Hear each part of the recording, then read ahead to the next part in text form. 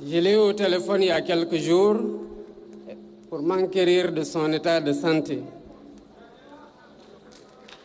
Et sa réponse traduit tout ce que l'on connaît du président Abdoulaye Wade.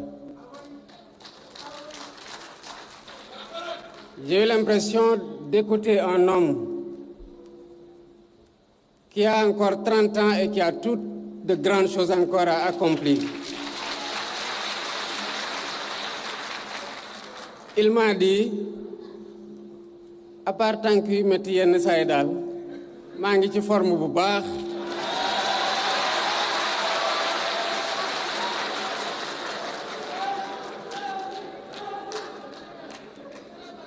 Yal na ko Yàlla sàmm.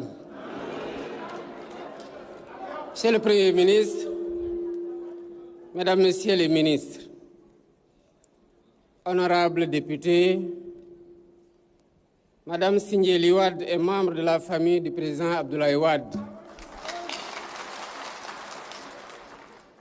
Monsieur Sidi Tchemoko Touré, vice-président de l'Internationale libérale. Mesdames, Messieurs les responsables et militants du Parti démocratique sénégalais.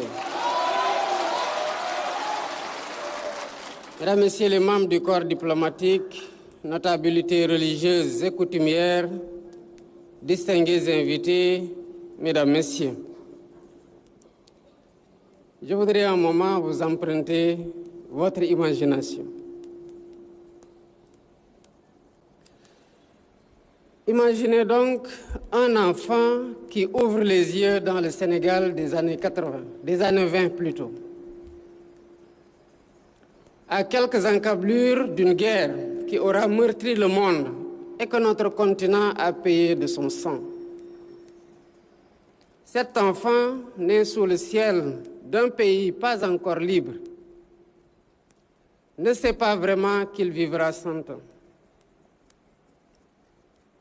Il ne sait pas qu'il verra tomber un empire, naître une nation, et qu'il présidera un jour à sa destinée. Il ne sait rien de tout cela. Il a seulement en lui cette chose que rien ne lui ôtera: le refus de la fatalité. Cet enfant, c'est Abdoulaye Wade.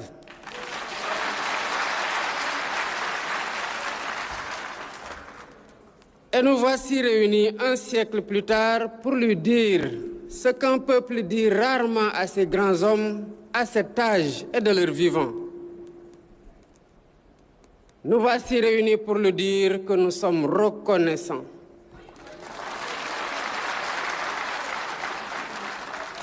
Nous voici réunis pour lui dire que nous n'avons rien oublié de tout ce qu'il nous a donné. 100 ans.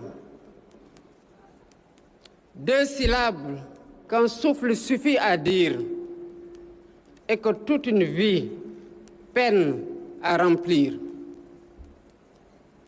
1 siècle. C'est l'âge des baobabs autour desquels se réunissaient jadis les anciens pour se souvenir.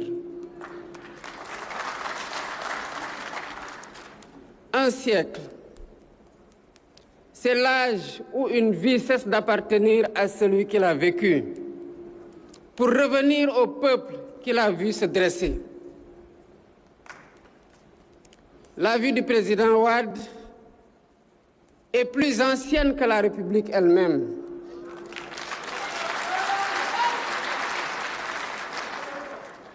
Wade était là quand ce pays n'était encore qu'une promesse dans la bouche de quelques hommes et femmes qui refusaient d'y renoncer. Voilà pourquoi j'ai accueilli avec gratitude la délégation du Parti démocratique sénégalais, venue solliciter mon haut patronage pour la célébration de ce centenaire. Mais je veux le dire d'emblée et le dire avec le cœur. Cet hommage déborde de toutes parts le cadre d'un parti.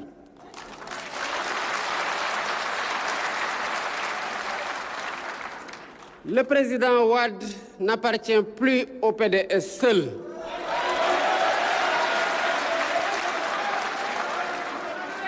Ni à ceux qui l'ont aimé, ni même à ceux qui l'ont combattu. Il appartient au patrimoine de notre nation.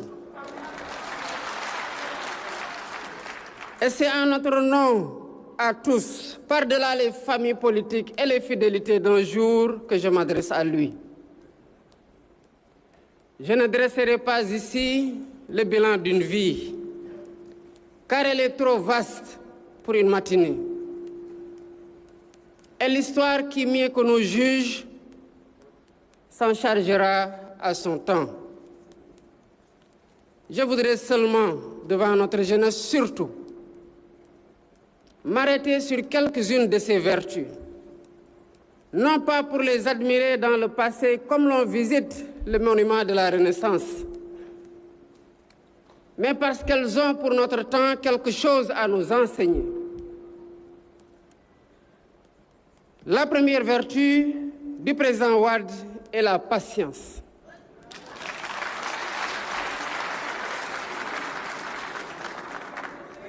Mesdames, Messieurs, distingués invités, nous vivons un siècle pressé. Tout y est attendu pour hier. La lenteur passe pour une faute, l'attente pour une défaite, la constance comme un entêtement d'un autre âge.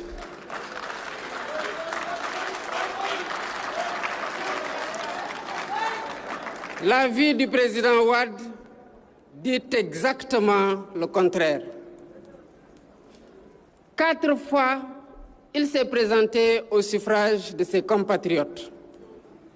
En 1978, en 1983, en 1988, en 1993, et 4 fois, il dut s'incliner devant le choix des siens.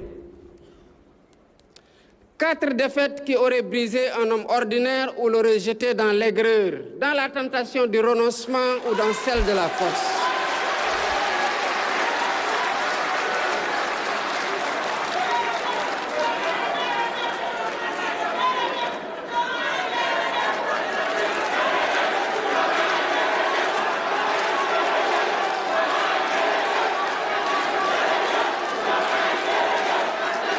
Merci beaucoup.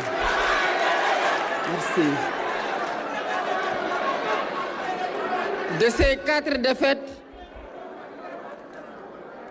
Wade en fit des marches, tout en refusant, disait-il, de marcher sur des cadavres dans sa conquête.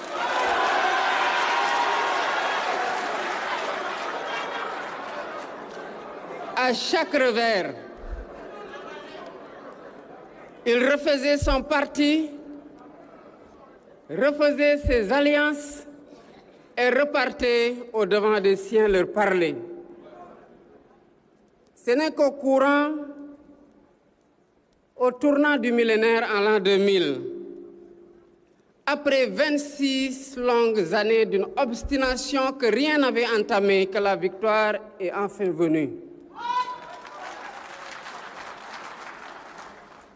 Songez à ce que cela demande. Tenir un quart de siècle, le regard fixé sur un horizon que tout dément. Voir partir les compagnons découragés, rester et poursuivre sa marche.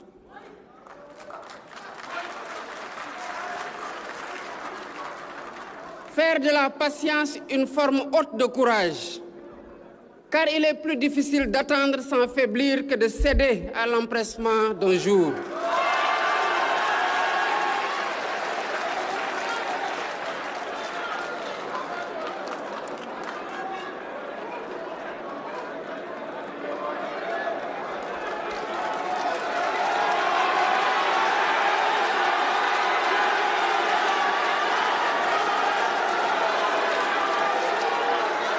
Merci beaucoup.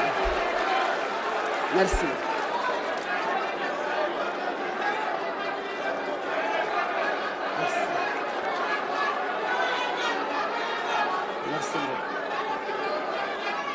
Merci.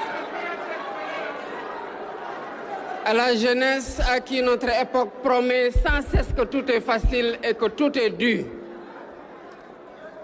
Cette vie, celle de Wade, enseigne une vérité plus rude et plus belle.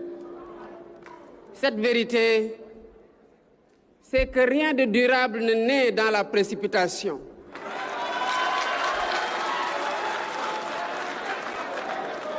Cette vérité est que les plus justes causes sont presque toujours les plus patientes.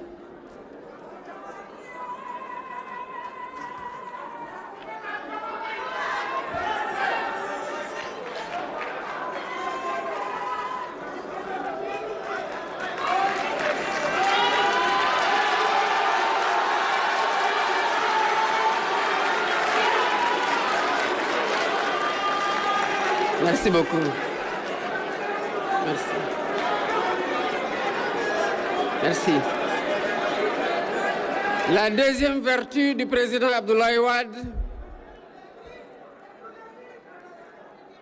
c'est le respect de l'adversaire.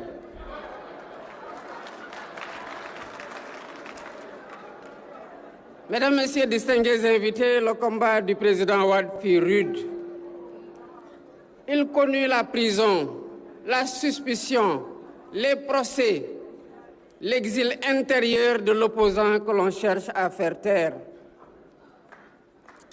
Ce furent des années de braise dont nous ne devons rien oublier, ni les épreuves endurées, ni les sacrifices de tant de Sénégalais sans nom qui ont payé eux aussi le prix de notre démocratie. Souvenons-nous-en, non pour ouvrir des plaies, mais pour mesurer ce que nous avons fini par tenir pour acquis. Senghor, son premier grand rival, le surnommé Ndiombor. C'est l'animal, dit-on, le plus rusé de nos contes et légendes. Mais ne nous y méprenons pas. Il y avait dans cette malice plus de connivence que de mépris. Il y avait de la reconnaissance entre deux intelligences qui se mesuraient et qui se respectaient. On a parfois voulu le peindre en homme de rupture, en tempérament de la radicalité. C'est peut-être l'avoir mal connu. Sous le tribun de combat, veillait un homme courtois, accessible, attentif aux égards dus à chacun et d'abord à ses adversaires.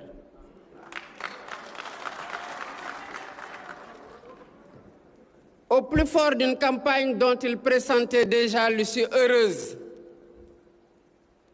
il prit le temps d'aller saluer la mère de son rival, le président Abdou Diouf.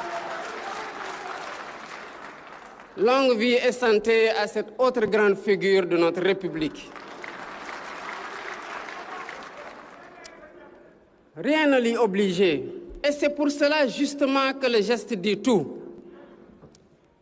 Le geste du président Wade dit qu'on peut vouloir l'emporter sans humilier. Le geste dit que le respect d'un homme survit à l'affrontement des idées. Puis vint l'année 2000. Ce soir-là, le Sénégal offrit au monde une leçon dont peu de nations peuvent se prévaloir. Au seuil de la défaite, le président Abdou Diouf ne contesta rien. Il ne retint rien. Il reconnut la victoire de son adversaire. Simplement, elle lui tendit la main. Ce geste est celui de Wade qui le reçut sans esprit de revanche, épargnant au pays les convulsions que tant d'autres ont connues à pareille heure. Deux hommes que tout opposait écrivirent ensemble ce jour-là l'une des plus belles pages de notre histoire, celle où le pouvoir se transmet par la seule volonté du peuple et dans la grandeur. Jamais par la rue ni par la force.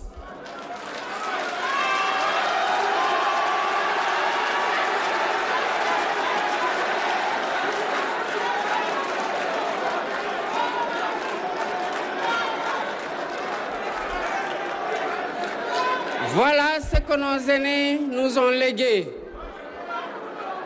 et ce que nous avons le devoir sacré de garder, puis de transmettre intact. Car la démocratie n'est pas un butin que l'on arrache et que l'on garde jalousement.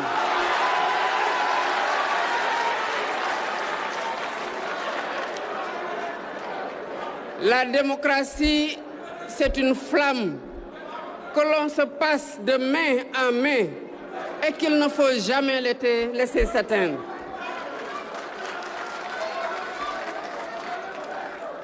Wade nous enseigne que l'adversaire d'aujourd'hui n'est pas un ennemi. C'est un compatriote bienveillant qui voit le pays autrement et avec lequel il faudra, une fois le combat terminé, continuer d'habiter en paix la même maison Sénégal.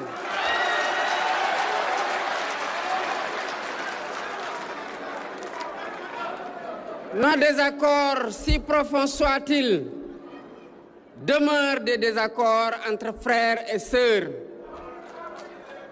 On peut s'opposer sans se déchirer et se succéder sans se détruire. Nos aînés nous l'ont appris, à nous de ne pas le désapprendre.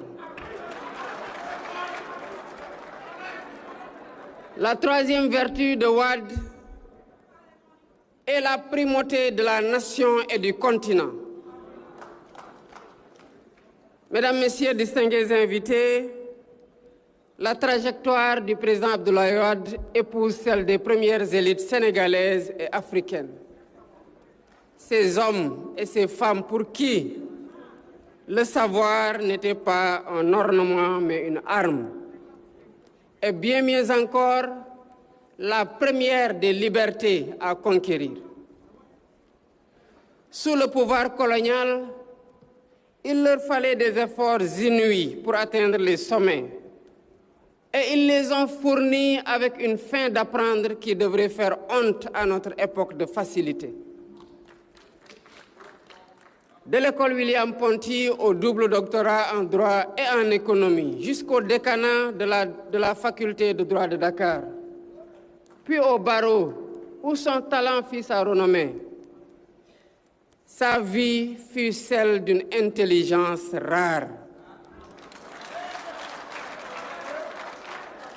Mais cette intelligence, il ne l'a jamais mise au service de sa seule ascension. Il l'a mise au service d'une cause plus grande que lui.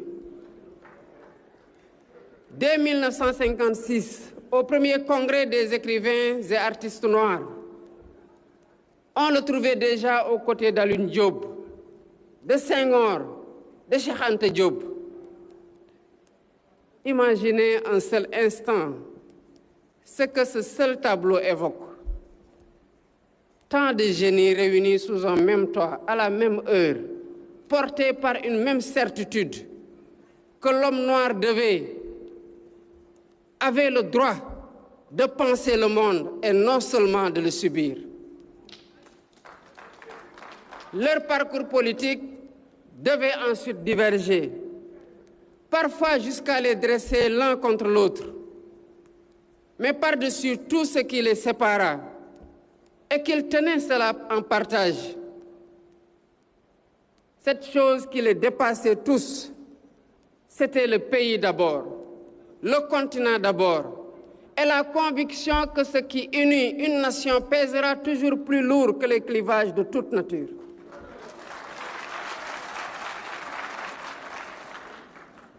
Mesdames, Messieurs, distingués invités, s'il fallait nommer le fil qui traverse toute cette vie, je dirais qu'il s'agit du refus du misérabilisme. Jamais le président Wade n'a admis qu'un peuple pauvre fût condamné à penser étroitement.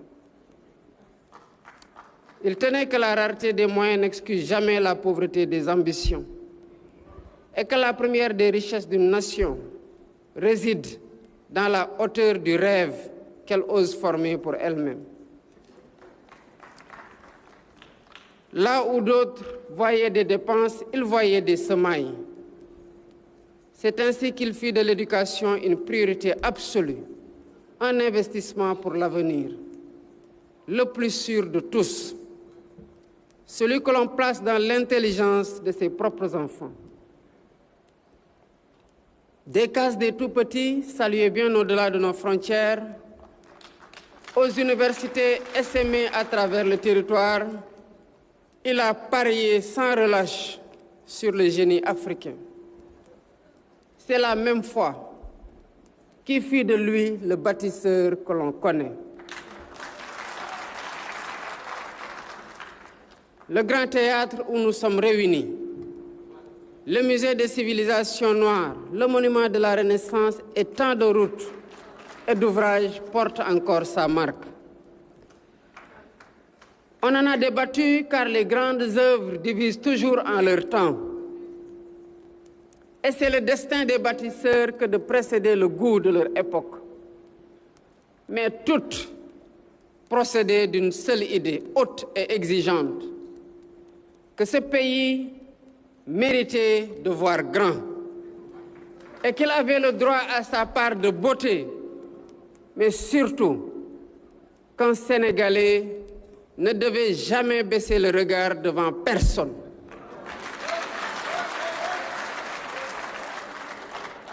C'est encore elle qui le porta par le NEPAD à penser l'Afrique non comme une marge du monde tendant la main, mais comme l'actrice debout de son propre destin.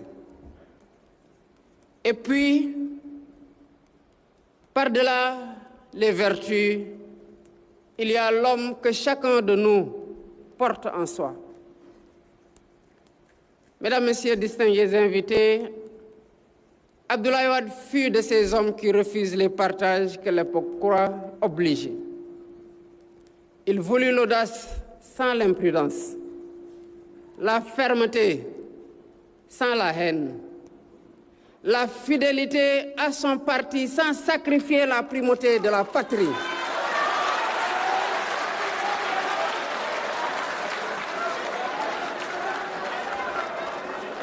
L'amour de l'Afrique sans le renoncement à l'universel. Et c'est pourquoi chaque Sénégalais, au fond de lui, a son Wade. Celui de l'étudiant courbé sous la lampe, sûr que le savoir affranchit. Celui de l'avocat dont la robe défiait les puissants. Celui de l'opposant que l'on emprisonnait sans parvenir à le faire taire. Celui du tribun dont la parole soulevait les foules. Celui du bâtisseur qui redessina l'horizon du Sénégal. Celui du patriarche enfin, dont la longévité même est devenue une grâce que nous partageons aujourd'hui. Chacun de nous garde une image de lui, une colère, une formule, un rire qui n'appartient qu'à lui. Tel est le privilège des hommes qui ont vraiment vécu pour leur peuple. Ils ne laissent pas un souvenir. Ils en laissent autant qu'il y a de cœur pour les porter. Un homme de combat, jamais de rancune.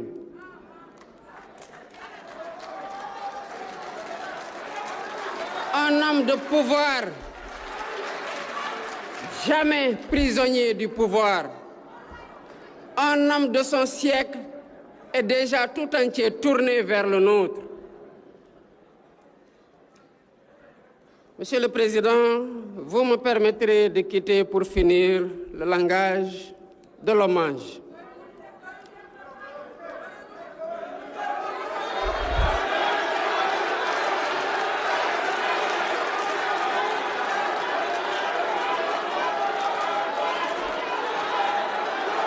Merci beaucoup.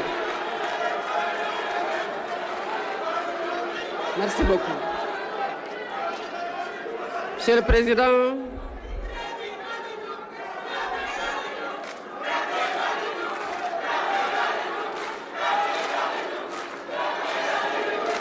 merci beaucoup.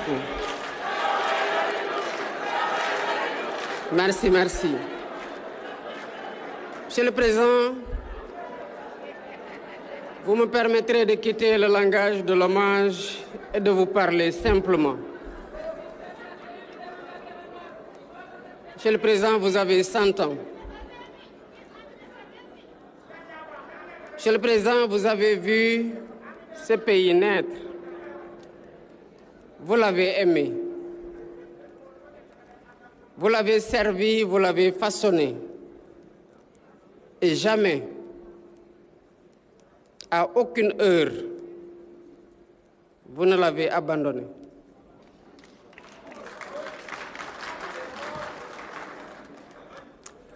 Vous nous avez appris des choses que vous n'enseignez peut-être pas exprès. Vous nous avez appris que la patience est une force et non une faiblesse. Vous nous avez appris que l'on peut perdre longtemps sans être vaincu. Vous nous avez appris que l'adversaire d'un jour n'est pas un ennemi et qu'il peut même devenir le partenaire du lendemain. Vous nous avez appris qu'aucune querelle, si vive soit-elle, ne mérite pas que l'on déchire le pays qui nous est commun. Vous nous avez appris que rien de grand ne se bâtit sans une conviction plus grande que l'œuvre elle-même. Vous nous avez appris que servir sa jeunesse vaudra toujours mieux que de se servir d'elle.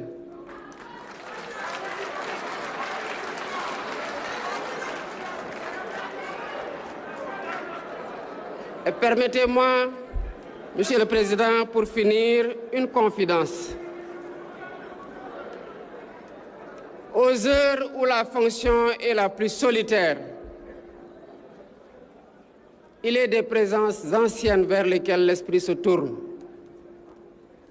La vôtre est assurément de celle-là. Non pas pour les réponses que vous auriez données, car chaque temps a les siennes,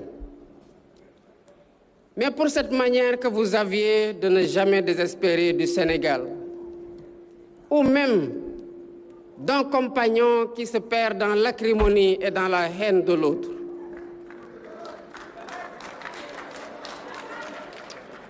Vous m'avez appris sans le savoir qu'on peut tenir bon sans se durcir et continuer d'aimer profondément un pays qui vous éprouve. Cela, Monsieur le Président, aucun manuel ne l'enseigne. On le reçoit humblement de ceux qui ont servi la nation avant nous et qui l'ont fait grandir. Vivez longtemps parmi nous, Monsieur le Président. Le Sénégal n'a pas fini d'apprendre de vous. Que Dieu vous garde en santé. Joyeux anniversaire. Jërëjëf Wade. Gàcce ngalaama. Je vous remercie.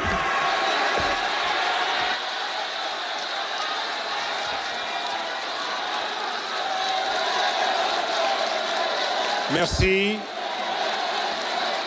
Excellence, Monsieur le Président de la République.